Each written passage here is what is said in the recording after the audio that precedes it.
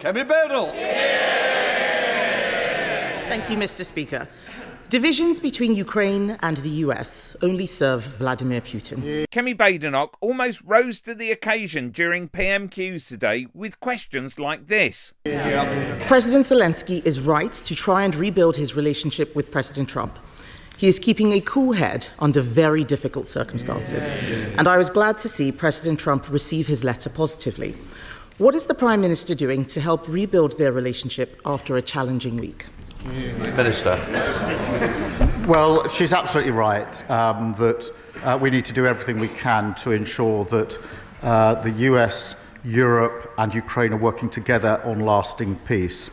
And this. He will know that it is not just the security situation that worries people. They are also concerned about trade wars and the economic impact of tariffs like those levelled on Canada and Mexico yesterday.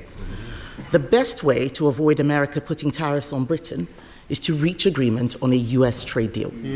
Following the Prime Minister's trip to Washington, have talks on a UK-US trade deal begun?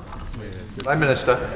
Well, I was pleased in the meeting I had last week that we did discuss an economic deal. In fact, 5 out of her 6 questions were measured, thoughtful and considered. By withdrawing her usual arrogant approach, she came across as more worthy to be the leader of the opposition. Until the last question, where she just couldn't help herself.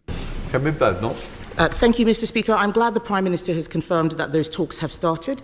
People across our country are worried. They're worried about national security.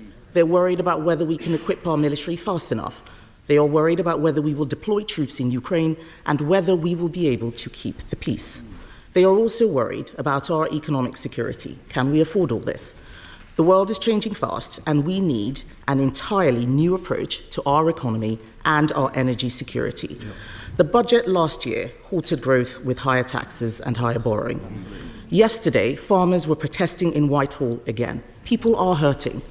Will he now change course so we can have the economic security we know we need for our national security? Prime Minister. We were doing so well.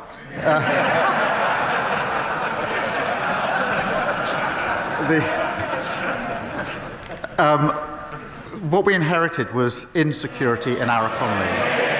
We inherited a 22 billion black hole, and we have now turned that around. We've got the highest investment coming into our economy.